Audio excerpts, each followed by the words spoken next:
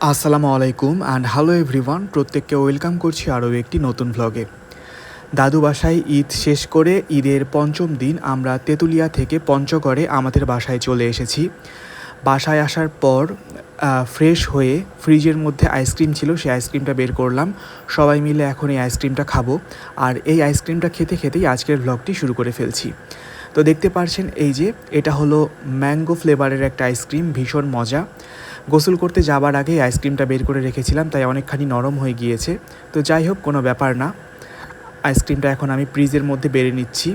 আমার ফ্রিজের মধ্যে আমি বেড়ে আপনাদেরকে দেখাচ্ছি, আর বাদ বাকি আব্বু আম্মু মুগ্ধ ওরা ওদেরগুলো যতটুকু লাগবে নিয়ে নিয়ে খাবে, কোনো সমস্যা নেই। আসলে এত পরিমাণ গরম পড়েছে ঈদের সময় থেকেই যে এই রকম ঠান্ডা কিছু খেতে মন চাইছিল। বাসায় আসার পর দেখলাম যে ফ্রিজের মধ্যে আইসক্রিম ছিল, তাই বের করলাম, এখন সবাই মিলে খাবো। আর ভাবলাম যে খেতে খেতে আজকের ভ্লগটা আপনাদের সঙ্গে কিছুটা শ্যুট করে রাখি, যেহেতু ঈদের চক্করে খুব বেশি ভিডিও আমি করতে পারিনি, মাঝে মধ্যে কিছু গ্যাপও হয়ে গিয়েছে।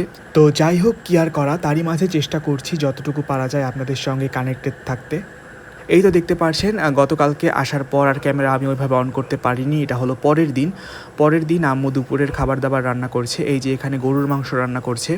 গরুর মাংসটা কষা কষা হয়ে গিয়েছে, আর কিছুটা কুক হলেই এটা হয়ে যাবে। দেখতে পাচ্ছেন এই যে কতটা সফট হয়েছে। আর এই পাশ থেকে দেখতে পাচ্ছেন এই যে প্যানের মধ্যে এখানে রান্না করেছে মিষ্টি কুমড়ো আর ঢ্যাঁড়স। এই যে গরম গরম মিষ্টি কুমড়ো ঢ্যাঁড়স এমনিতেই আমার অনেক পছন্দের একটা ভেজিটেবল, আর তার পাশাপাশি এই যে মিষ্টি কুমড়ো এবং ঢ্যাঁড়স একসাথে না, এটা কী যে একটা অসাধারণ তরকারি হয়। তখন মাছ মাংস যাই থাকুক না কেন, মনে হবে এটা দিয়েই শুধু শুধু ভাত খেয়ে ফেলি। এদিক থেকে আম্মু রান্না করছিল, ওদিকে আমি গার্ডেনে একটু গেলাম। আমাদের গার্ডেনে নানান রকমের ফুল ফুটেছে, সেগুলো একটু আপনাদের সাথে শেয়ার করি। দেখতে ভীষণ ভালো লাগছিল। গ্রীষ্মের এই কড়া রৌদ্র আর তার মাঝে এই ফুলের মিষ্টি সৌন্দর্য মনটাকে শীতল করে দিচ্ছিল, তাই সেই শীতলতা আপনাদের মাঝেও একটুখানি ছড়িয়ে দেই। এই যে দেখতে পাচ্ছেন, এটা হলো স্টার ম্যারিগোল্ড। এই গাঁদা ফুলটা দেখতে অনেকটা তারার মতন, তাই এর নামের শুরুতে তারা কথাখানি যুক্ত আছে। কিন্তু এটা গাঁদা ফুলের দুই রকমের ধরন হয়, একটা হচ্ছে গোল ভরাট, যেটাকে বলে ভোলা গাঁদা, আর এটা হচ্ছে তারা গাঁদা। স্টার ম্যারিগোল্ড আর ওটা শুধু ম্যারিগোল্ড। তো ওই ম্যারিগোল্ডের কালার তিন রকমের হয়, একটা অরেঞ্জ, একটা ইয়েলো, আর একটা মেরুন রেডের একটা কম্বিনেশন একটা কালার হয়, সেই কালারটা, সেটাও দেখতে ভীষণ সুন্দর লাগে।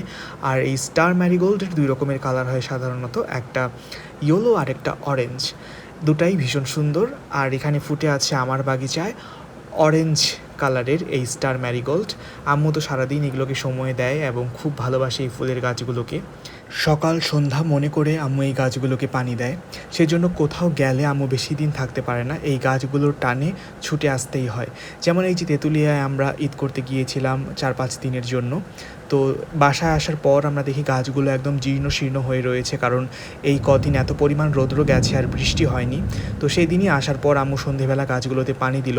যদিও বা গাঁদা ফুলটাতে যত্ন একটু কম নিলেও চলে, কিন্তু অন্যান্য যে ফুলের গাছগুলো আছে সেগুলোতে তো নিয়মিত পানি দেওয়াই লাগে।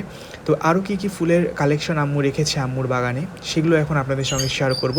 তো চলুন এরপরে যে ফুলটা আছে সেটা দেখাই। এই যে দেখতে পাচ্ছেন, এই ফুলটাও কিন্তু ভীষণ সুন্দর। এটা ঘিয়া এবং রেডের সংমিশ্রণে একটা ফুল। এই ফুলটার নাম ইতিমধ্যে আমার মনে পড়ছে না, আম্মুর কাছে শুনে নিতে হবে যে এই ফুলটার নাম কী। তো যাই হোক, নামটা আমি শুনেছিলাম আম্মুর কাছে, কিন্তু ভুলে গেছি, এখন মনে পড়ছে না। আপনাদের কারো জানা থাকলে সেটা কমেন্ট সেকশনে আমায় জানিয়ে দিতে পারেন যে এই ফুলটির নাম কি। এরপর আপনারা যেই ফুলটি দেখছেন, এই ফুলটিকে বলা হয় টগর ফুল, তবে হাজারি টগর ফুল সাধারণত দুই ধরনের হয়ে থাকে। একটি হাজারি টগর, আরেকটি হলো জংলি টগরের পাতা এবং ফুল হাজারি টগরের তুলনায় কিছুটা বড় হয়ে থাকে।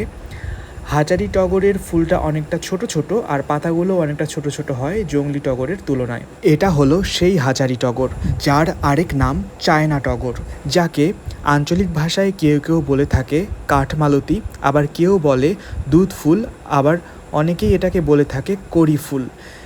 এই টগর ফুলকে ইংলিশে বলা হয় ক্রেপ জেসমিন। এরপর যেটা দেখতে পাচ্ছেন সেটা হলো রঙন ফুল, তবে ফুলটি এখনও ফোটেনি, কলি অবস্থায় রয়েছে। এই রঙন ফুলেরও দু ধরনের জাত রয়েছে, একটাকে বলা হয় হাজারি রঙন, আরেকটা তো বড় বড় সাইজের হয়ে থাকে হাইব্রিড রঙন। তবে এটা হাজারি রঙন, এটা যখন ফুটবে তখন অনেকটা বড় গোলাকার হবে ফুলটা, দেখতে ভীষণ সুন্দর লাগে। এই রঙন ফুলটার যেটা হাইব্রিড প্রজাতি সেটার পাতাগুলো এটার তুলনায় বড় হয়ে থাকে, আর ফুলটা দুটাই আমার কাছে মনে হয় একই রকম লাগে। এরপর দেখতে পাচ্ছেন একটা পাতাবাহারের গাছ। এই গাছটার নাম ঠিক এই মুহূর্তে আমার জানা নেই।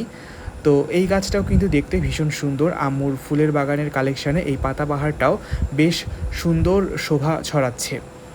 এরপর দেখতে পাচ্ছেন আরেকটা খুব পরিচিত ফুল, অনেকের বাসায় আমরা এই ফুলটিকে দেখতে পাই। একদম ছোটোবেলায় তো এটাকে আমরা বলতাম মাইক ফুল, বাট এই ফুলটার নাম হলো অলকানন্দা। অলকানন্দাকে বলা হয় অলংকার, মানে অলকানন্দা গাছের মধ্যে যখন অলকানন্দা ফুল ফোটে তখন এই ফুলগুলো পুরো গাছ জুড়ে আনাচে কানাচে এত পরিমাণে ফোটে মনে হয় যেন পুরো গাছকে অলংকার দিয়ে সাজিয়ে রাখা হয়েছে। তো ঠিক আছে ভিউয়ার্স, আজকের ভিডিওটি আমি এতটুকুই রাখছি। কেমন লাগলো আজকের ভিডিও সেটা কমেন্ট সেকশনে জানাবেন। দেখা হবে আপনাদের সঙ্গে নেক্সট ভিডিওতে। ভালো লাগলে যারা চ্যানেলটি এখনও সাবস্ক্রাইব করেননি তারা সাবস্ক্রাইব করে বেল আইকনটিতে একটি ক্লিক করে দেবেন। আজকের মতো তাহলে আল্লাহ হাফেজ।